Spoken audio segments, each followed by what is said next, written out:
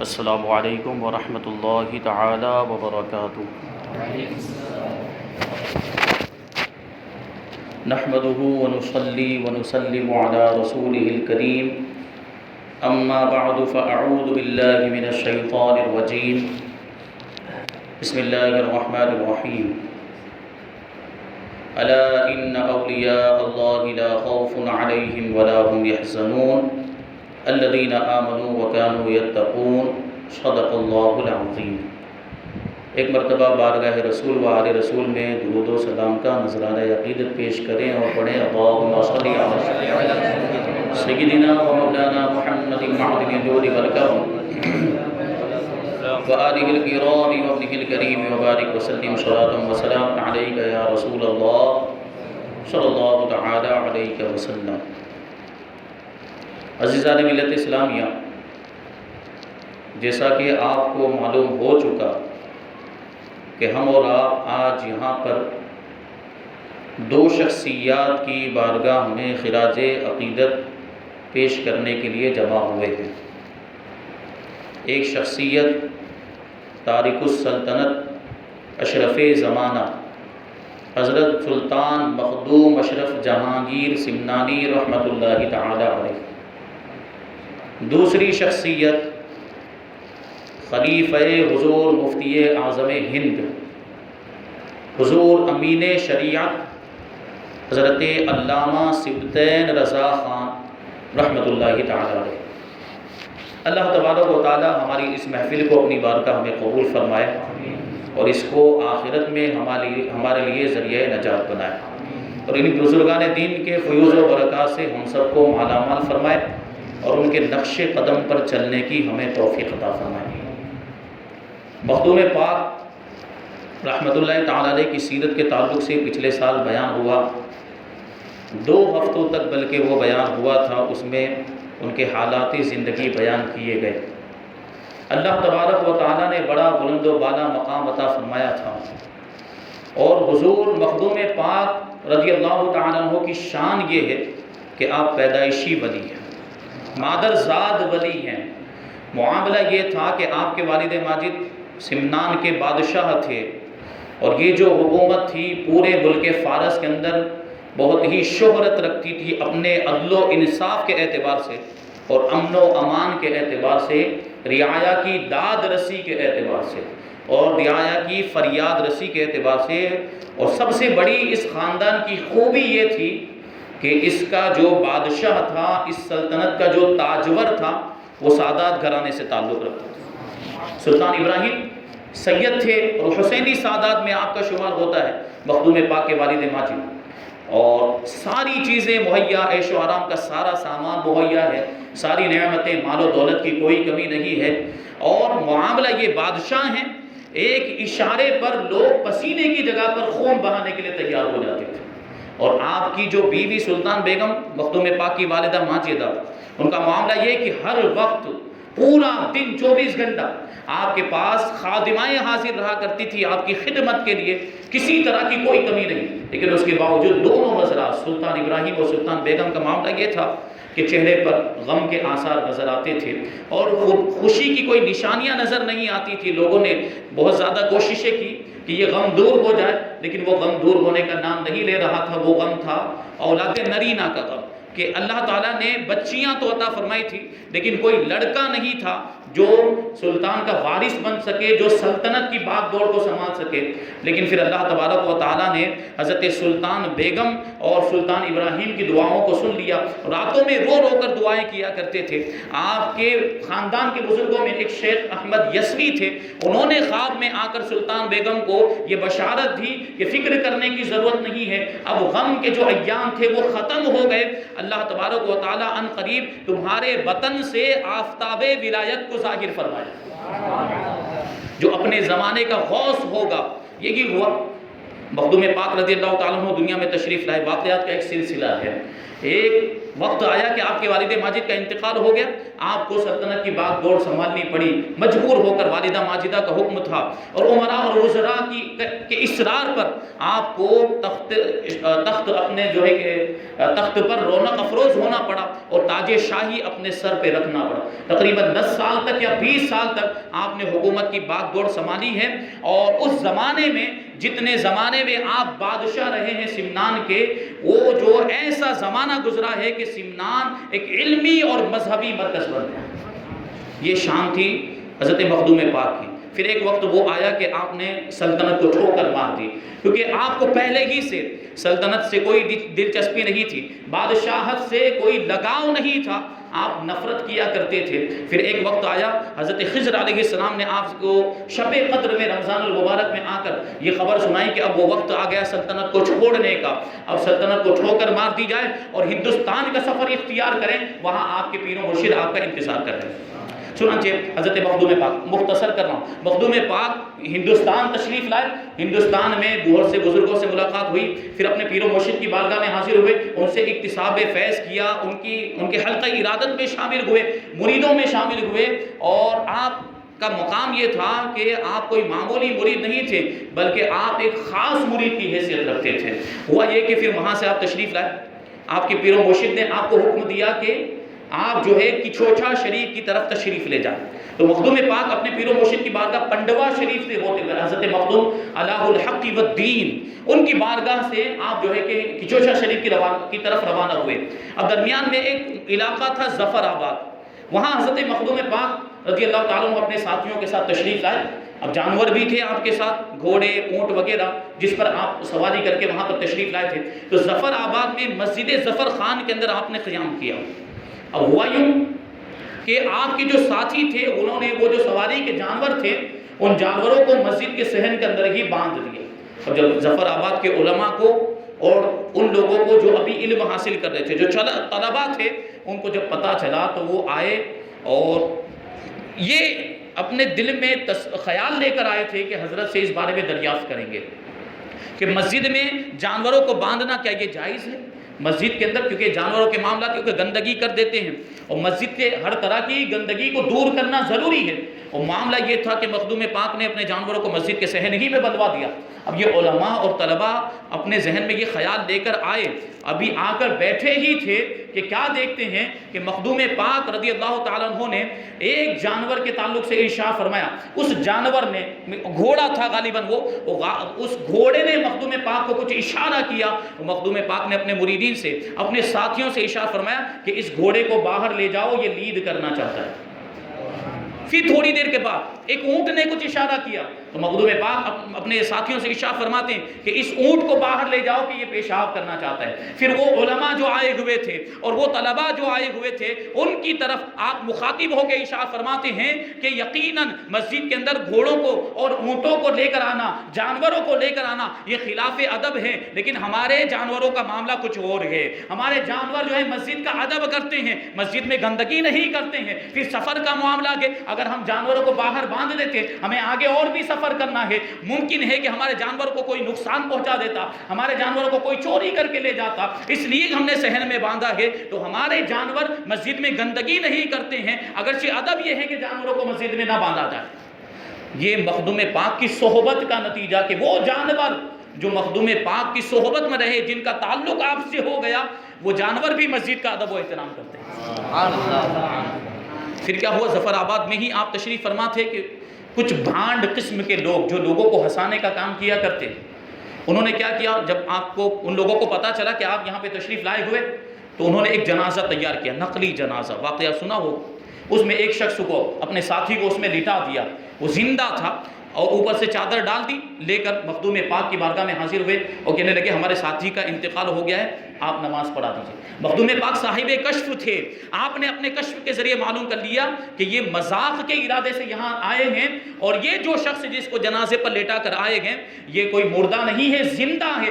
آپ نے اپنے کشف کے ذریعے سے معلوم کی۔ ان کا مقصد ہی یہ تھا کہ جب مخدوم پاک نماز جنازہ پڑھانے کے لیے کھڑے ہوں تو وہ شخص جو جنازے میں لیٹا ہے وہ اچانک کھڑا ہو جائے گا، پھر ہم زور زور سے ہنسنا شروع کر دیں گے اور اس طرح مخدوم پاک کا مذاق اڑائیں گے۔ اس نیت کے ساتھ وہ آئے ہوئے تھے، اور مخدوم پاک نے تو جان لیا آپ نے نماز جنازہ نہیں پڑھائی، اپنے ایک خلیفہ سے کہا، اپنے ایک مرید سے کہا کہ جاؤ کہ نماز جنازہ فرض کفایہ ہے، تم جا کر نماز جنازہ پڑھا دو، ہمیں جانے کی ضرورت نہیں۔ ایک آدمی بھی اگر نماز جنازہ پڑھا دے تو باقی لوگ بری الذمہ ہو جاتے ہیں کہ یہ فرض کفایہ ہے۔ اب آپ کے مرید اور خلیفہ گئے اور اس شخص کو جو جنازہ تھا وہ سامنے لا کر رکھا گیا، وہ اندر زندہ ہے اور تیاری میں ہے کہ ابھی میں جو ہے نماز جنازہ شروع ہوگی اور میں کھڑا ہو جاؤں گا، پھر ہنسنا شروع کر دیں گے۔ ادھر معاملہ یہ تھا، اور دوسری جانب آپ کے خلیفہ نے نماز جنازہ پڑھانے کے لیے جیسے ہی اللہ اکبر کہا ہے، وہ شخص جو اندر زندہ تھا اس کی روح پرواز کر گئی اور وہ وہیں پہ مر گئے۔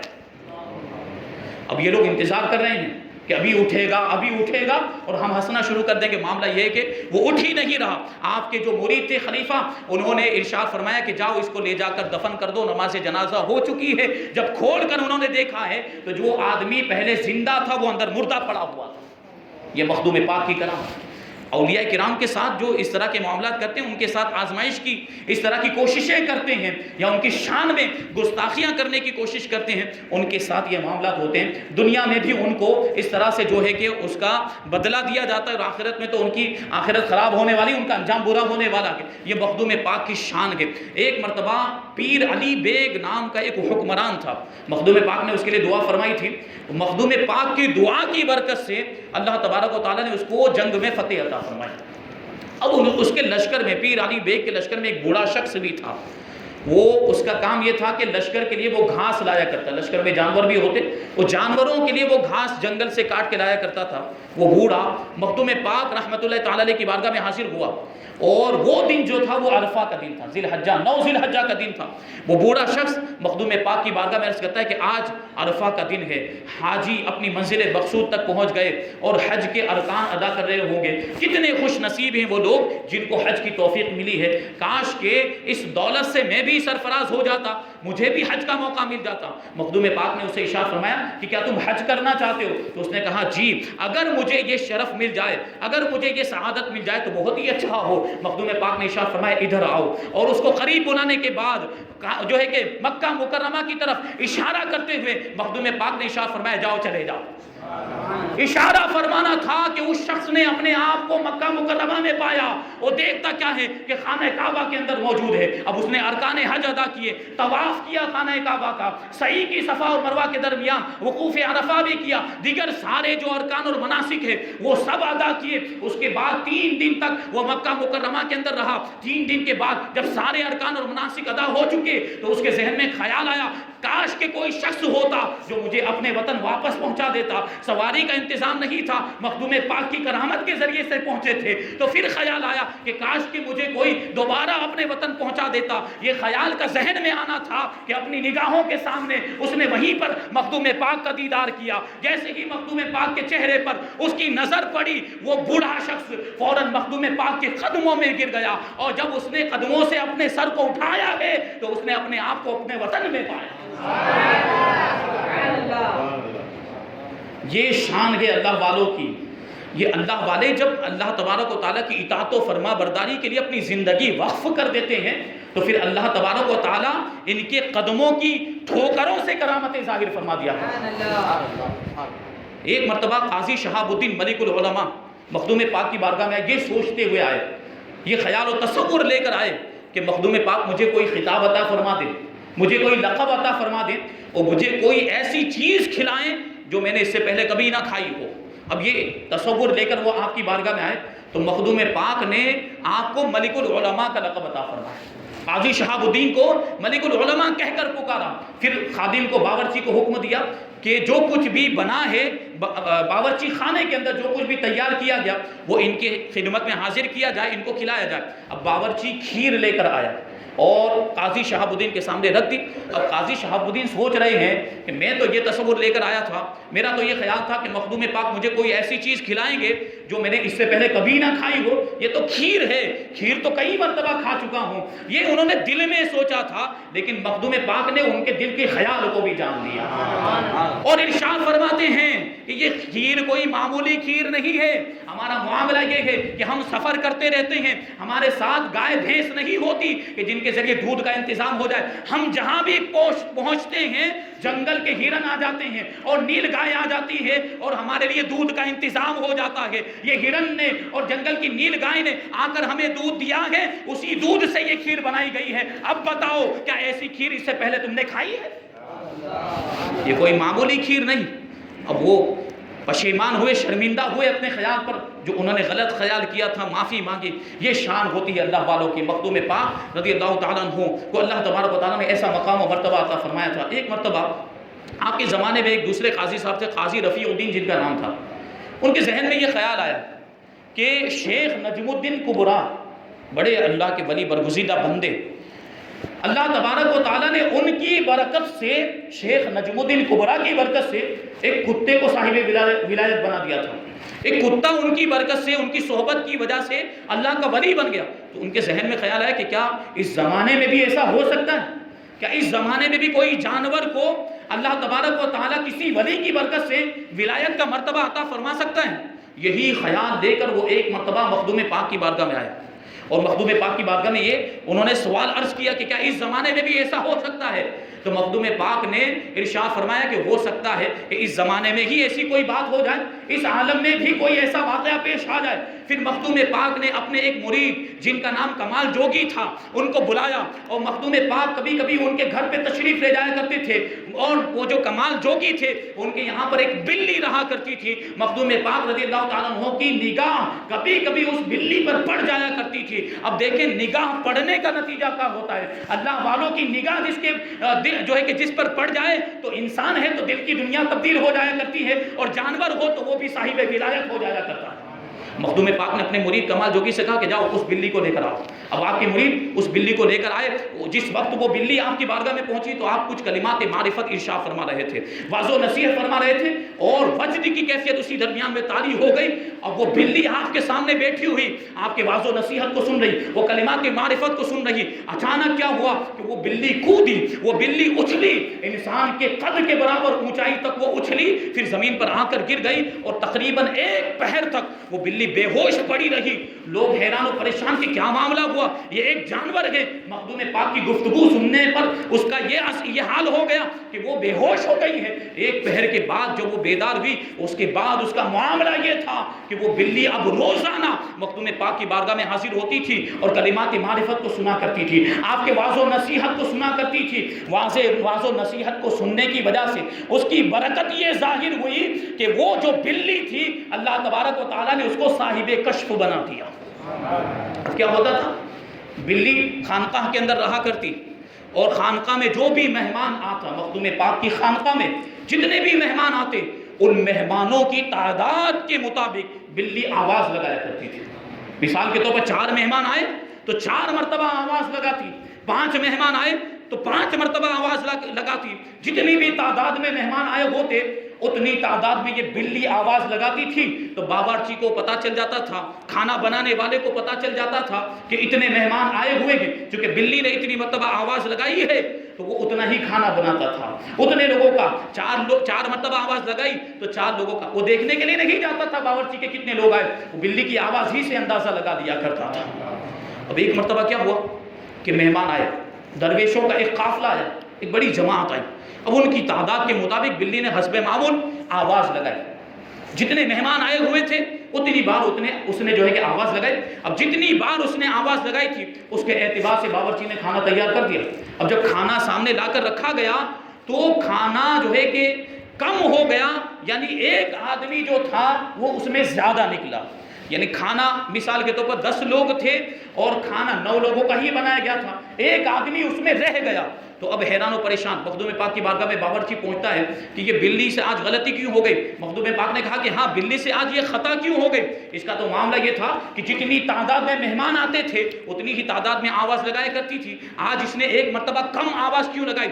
ضرور اس میں کوئی راز ہے۔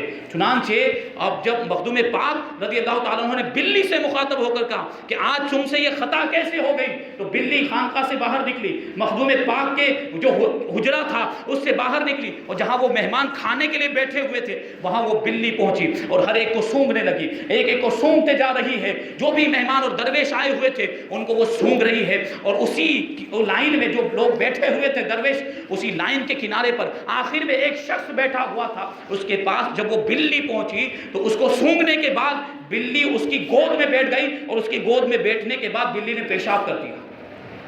اب مخدوم پاک نے جب یہ معاملہ دیکھا تو ارشاد فرمایا بلی سے کوئی خطا نہیں ہوئی، بلی نے کوئی غلطی نہیں کی ہے، اور یہ بلی نے پیشاب کر کے کوئی گستاخی والا کام نہیں کیا، یہ جس کے اوپر اس نے پیشاب کیا ہے یہ مرد اجنبی ہے، یہ اجنبی شخص ہے، اور اسلام سے اس کا کوئی تعلق نہیں، یہ مسلمان نہیں ہے۔ اب مخدوم پاک نے اس شخص کو مخاطب کر کے ارشاد فرمایا جس کی گود میں بلی نے پیشاب کیا تھا، اس سے ارشاد فرمایا اے شخص کھڑا ہو جا اور اپنی حقیقت بیان کر۔ وہ کھڑا ہوا، اور کھڑا ہونے کے بعد کہتا ہے میں اعتراف کرتا ہوں کہ 12 سال سے میں مذہب دہریہ رکھتا ہوں، دہریہ وہ لوگ ہوتے ہیں جو خدا کے وجود کے منکر ہوتے۔ اس نے کہا کہ میں ایسا شخص ہوں جو 12 سال سے اس مذہب کا جو ہے کہ ماننے والا، میں دہریہ ہوں، خدا کے وجود کا منکر، اور مسلمانوں کی لباس میں گھومتا رہتا ہوں، اور اللہ کے ولیوں کی بارگاہ میں ان کی خانقاہوں میں حاضر ہوتا ہوں کہ کوئی تو میرے راز کو فاش کر دے، میری حقیقت کو لوگوں کے سامنے واضح کر دے۔ میں نے یہ سوچا ہوا تھا کہ جو بھی میرے راز کو فاش کر دے گا اسی کے ہاتھ پہ کلمہ پڑھ کے مسلمان ہو جاؤں گا۔ آج آپ کی بلی نے میرے راز کو فاش کر دیا کہ لائیے اپنا ہاتھ دیجئے، میں کلمہ پڑھ کے مسلمان ہو جاتا ہوں۔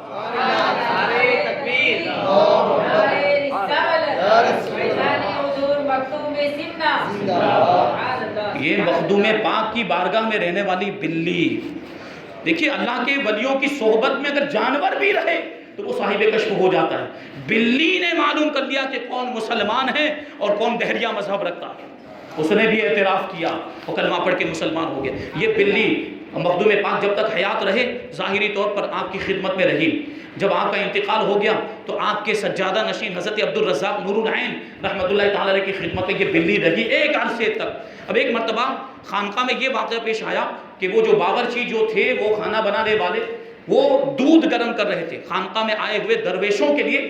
وہ بڑی سی دیگ کے اندر، بڑے سے برتن کے اندر دودھ گرم کیا جا رہا تھا۔ اب دودھ کی جو بھاپ تھی گرم ہونے کی وجہ سے وہ بھاپ اوپر چھت پہ پہنچ رہی تھی، اور چھت کے اندر کہیں پر ایک کالا زہریلا سانپ چھپا ہوا تھا۔ وہ بھاپ لگنے کی وجہ سے وہ سانپ چھت سے گر کر وہ دودھ میں آ گیا۔ وہ دودھ جو گرم کیا جا رہا تھا اس دودھ کے برتن کے اندر وہ چھت سے وہ سانپ گر گیا۔ بلی نے دیکھ لیا، وہ جو بلی جو مخدوم پاک کی بارگاہ میں رہی تھی اس بلی نے دیکھ لیا۔ اب وہ دیکھ کے ارد گرد چکر لگانے لگی اور گھومتی جا رہی ہے، طواف کرتی جا رہی۔ تو باورچی کو لگا کہ شاید اس کو دودھ پینا ہوگا، اس لیے بار بار یہ جو ہے کہ دیکھ کا طواف کر رہی ہے۔ تو باورچی بلی کے اشارے کو سمجھ نہیں پایا، وہ بلی بول نہیں سکتی، جانور ہے، لیکن وہ یوں کر کے اشارہ کرنا چاہ رہی تھی کہ دودھ میں کچھ گڑبڑ ہے، لیکن باورچی اس کے اشارے کو سمجھ ہی نہیں پا رہا تھا۔ اور باورچی نے آخرکار اس سے یہ کہا کہ ابھی انتظار کرو، دودھ گرم ہو رہا ہے، جب دودھ تیار ہو جائے گا تو تمہیں پلا دیا جائے گا۔ جب اس نے یہ کہا تو بی بی گربا، اس کو بی بی گربا بھی کہا گیا، بلی کو بی بی گربا فارسی میں بلی ہی کو کہا جاتا ہے۔ تو بی بی گربا نے جب دیکھا کہ باورچی تو ماننے کے لیے تیار نہیں، اب بلی نے آخری حربہ یہ استعمال کیا کہ چھلانگ لگا کے اس دودھ میں کود گئی اور شہید محبت ہو گئی، شہید ہو گئی، گرم دودھ تھا۔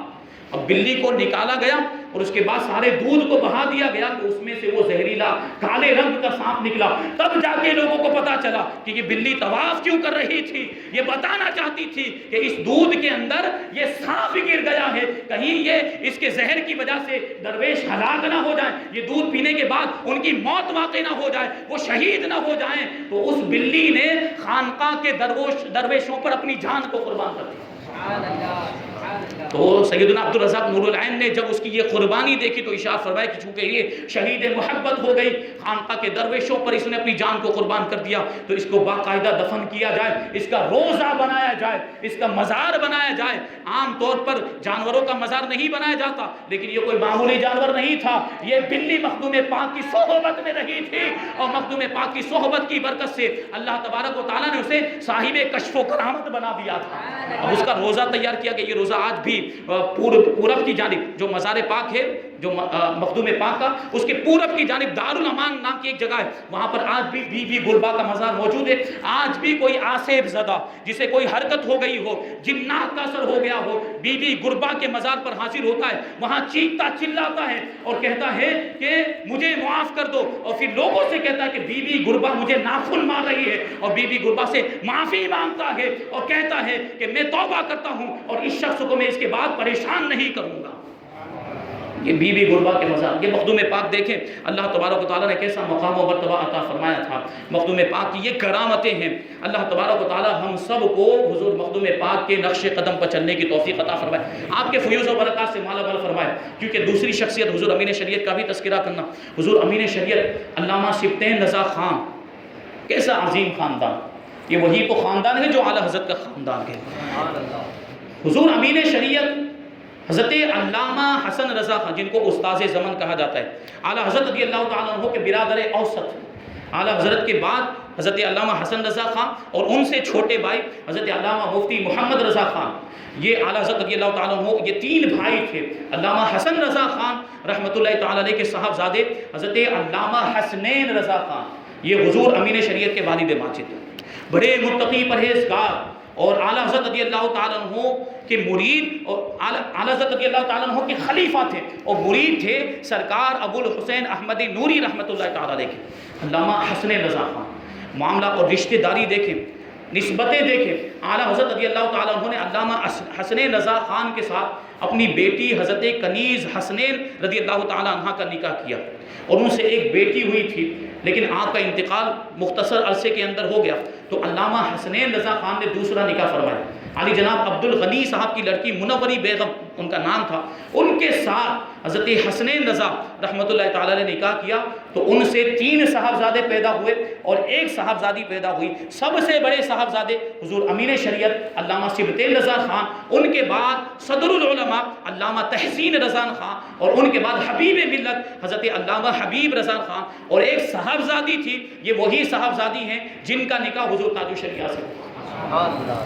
اس اعتبار سے دیکھیں تو حضور تاج الشریعہ حضرت امین شریعت رحمۃ اللہ تعالیٰ علیہ کے بہنوئی بھی ہیں، یہ نسبتیں ہیں اعلیٰ حضرت رضی اللہ تعالیٰ عنہ سے، اور آپ کے والد ماجد روحانی اعتبار سے اور علمی اعتبار سے بڑی خوبیوں کے مالک تھے، لیکن اس کے باوجود بھی اپنے صاحبزادے کو اپنا مرید نہیں بنایا، بلکہ حضور مفتی اعظم ہند کی بارگاہ میں بھیجا کہ جاؤ تاجدار اہل سنت کی بارگاہ میں حاضر ہو جاؤ اور ان کے مرید بن جاؤ۔ حضور امین شریعت حضور مفتی اعظم ہند کے مرید ہیں، اور حضور مفتی اعظم ہند نے بعد میں آپ کو اپنی خلافت سے بھی نوازا، حضور امین شریعت کو۔ اور حضور امین شریعت رحمۃ اللہ تعالیٰ علیہ، یہ جو امین شریعت کا جو لقب ہے اس پر بھی غور کرنا ہے۔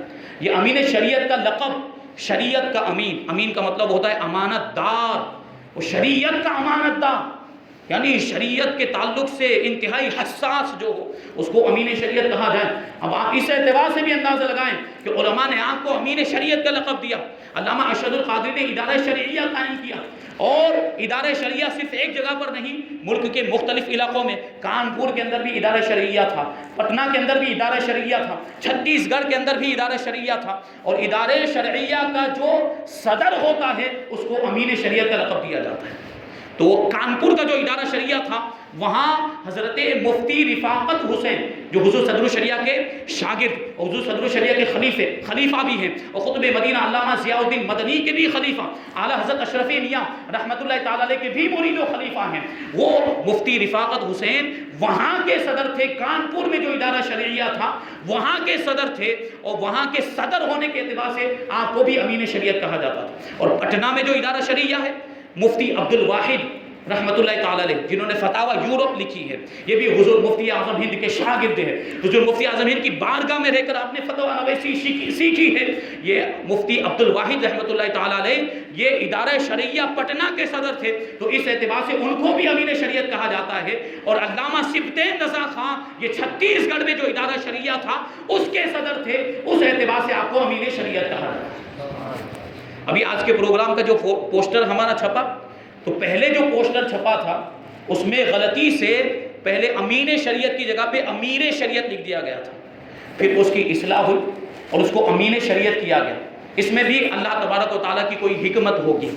وہ کیا حکمت میں آپ کو بتاؤں کہ مفتی رفاقت حسین صاحب کو جب ادارہ شرعیہ کانپور کا صدر بنایا گیا، علماء کرام بھی موجود تھے، علامہ ارشد القادری وغیرہ بڑے بڑے علماء موجود ہیں، ان کی موجودگی میں مفتی رفاقت حسین چشتی رحمۃ اللہ تعالی علیہ کو ادارہ شرعیہ کانپور کا امیر بنایا گیا، اس کا صدر بنایا گیا۔ پہلے تو آپ نے انکار کیا عاجزی اور انکساری کے طور پر، لیکن جب علماء نے اصرار کیا تو آپ اس عہدے کو قبول کرنے کے لیے تیار ہو گئے، مفتی رفاقت حسین صاحب۔ پھر آپ کو امیر شریعت کا لقب دیا گیا، امیر شریعت کا لقب دیا گیا کہ وہ جو اس عہدے پر فائز ہوگا اس کو امیر شریعت کا لقب دیا جائے گا۔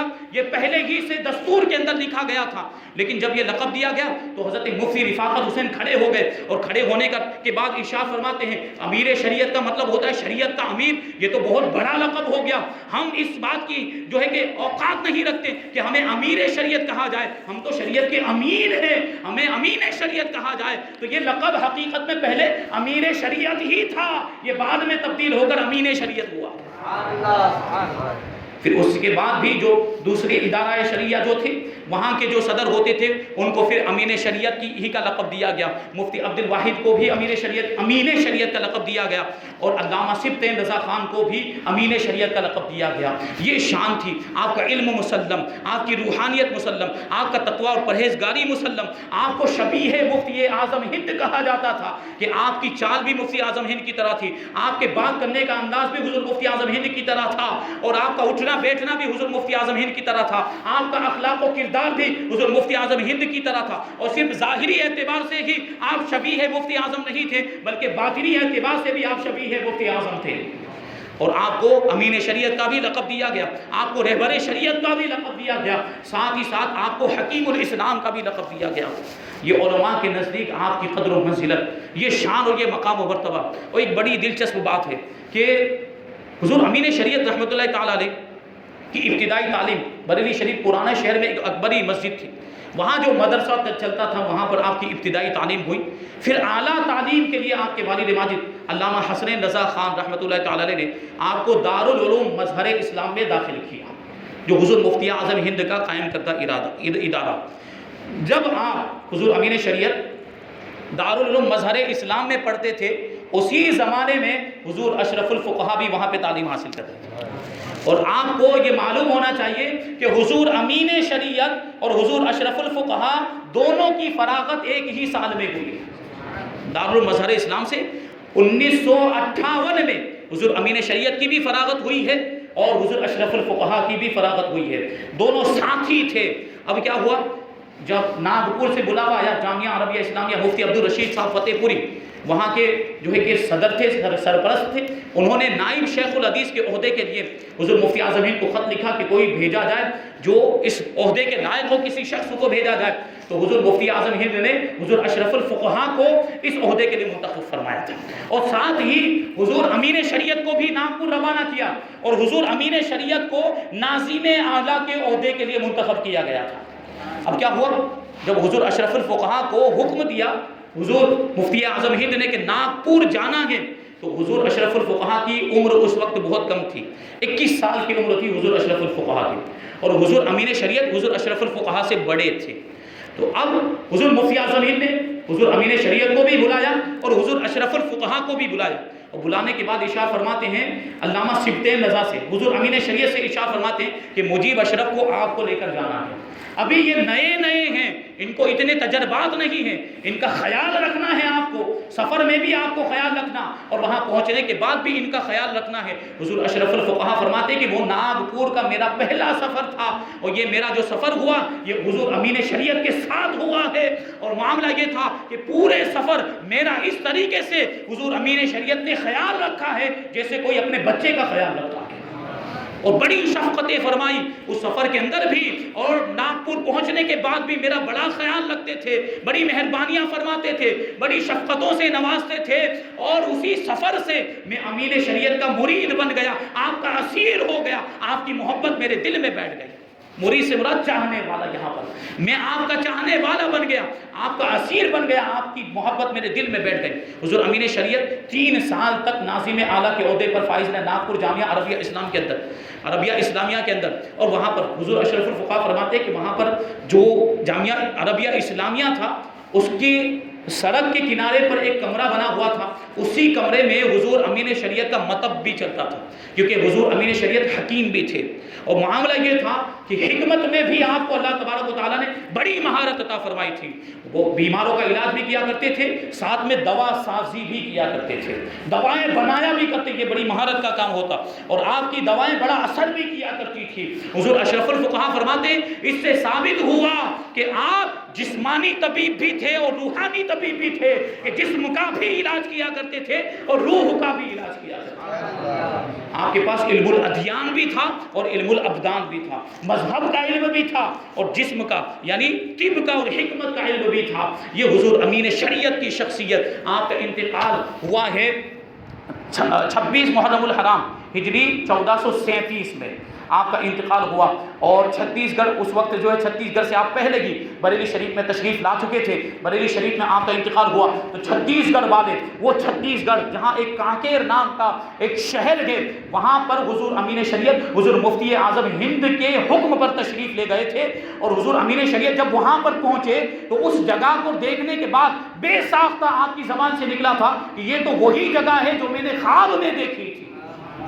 حضور امین شریعت نے پہلے ہی خواب میں دیکھ لیا، وہ جگہ آپ کو دکھا دی گئی تھی کہ یہ آپ کی جائے تبلیغ ہوگی، یہاں جا کر آپ کو اسلام کی تبلیغ و اشاعت کا کام اور فریضہ انجام دینا ہے۔ وہ خواب بیان کرتے ہوئے حضور امین شریعت ارشاد فرماتے ہیں، وہ خواب اس طریقے سے تھا کہ جو وہاں کانکیر نام کا جو شہر ہے چھتیس گڑھ کے اندر، وہاں ایک ندی تھی جس کو دودھ ندی کہا جاتا ہے، اس ندی کو میں نے دیکھا، اور ساتھ میں نے یہ بھی دیکھا کہ حضور مفتی اعظم ہند آگے آگے تشریف فرما گئے، اور پھر ان کے پیچھے پیچھے مفتی عبدالرشید فتح پوری جو ان کے سسر بھی ہیں، حضور امین شریعت کے سسر ہیں مفتی عبدالرشید، ان کی لڑکی کے ساتھ آپ کا نکاح ہوا ہے بعد میں، وہ جو ہے کہ حضور مفتی اعظم ہند کے پیچھے پیچھے تشریف لے جا رہے ہیں، اور مفتی عبدالرشید کے پیچھے پیچھے میں جا رہا ہوں۔ اس طریقے سے وہ جگہ مجھے پہلے ہی خواب میں دکھا دی گئی تھی۔ حضور امین شریعت جب وہاں پر پہنچے ہیں کانکیر علاقے کے اندر، بڑی جہالت تھی لوگوں کے اندر، اسلام کی بالکل بھی کوئی جانکاری نہیں، کوئی معلومات نہیں، اسلام سے کوئی لینا دینا نہیں، اور بیجا رسموں میں رواج میں مبتلا تھے، اور اسلام کو بھولے بیٹھے ہوئے تھے، برائے نام مسلمان تھے۔ حضور امین شریعت نے ایسی خدمات انجام دی ہے کہ آج وہاں بڑے بڑے علماء اور فضلاء پائے جاتے ہیں۔ وہاں حضور امین شریعت نے کئی مساجد قائم کی، کئی ادارے قائم کیے، کئی مدرسے قائم کیے گئے حضور امین شریعت نے، اور پوری زندگی حضور امین شریعت نے اس علاقے کے لیے وقف فرما دی۔ یہ شان تو آپ کا انتقال ہوا بریلی شریف کے اندر، تو چھتیس گڑھ والے پہنچ گئے کیونکہ عقیدت رکھتے تھے، اور کہنے لگے کہ ہم آپ کی جسدی خاکی کو لے جائیں گے، اور چھتیس گڑھ میں جو ہے کہ آپ کا مزار پاک بنایا جائے گا، لیکن خاندان والوں نے کہا کہ اعلیٰ حضرت رضی اللہ تعالیٰ عنہ کے خاندان سے ان کا تعلق تھا، چنانچہ یہیں پر ان کے قرب ہی میں ان کو دفن کیا جائے۔ چنانچہ بریلی شریف میں کانکر ٹولہ نام کا جو علاقہ پرانے شہر کے اندر، وہاں حضور امین شریعت کی تدفین عمل میں آئی، وہیں پر آپ کا مزار پاک موجود ہے۔ یہ حضور امین شریعت رحمۃ اللہ تعالیٰ علیہ کی شخصیت ہے۔ اللہ تبارک و تعالیٰ بزرگان دین کے دامن سے ہم کو وابستہ رہنے کی توفیق عطا فرمائے، ان کے فیوز و برکات سے ہم کو مالا مال فرمائے، اور ان کے نقش قدم پر چلنے کی توفیق عطا فرمائے، اور ان کے مشن کو آگے بڑھانے کی توفیق عطا فرمائے۔ وما علینا الا البلاغ۔ السلام علیکم۔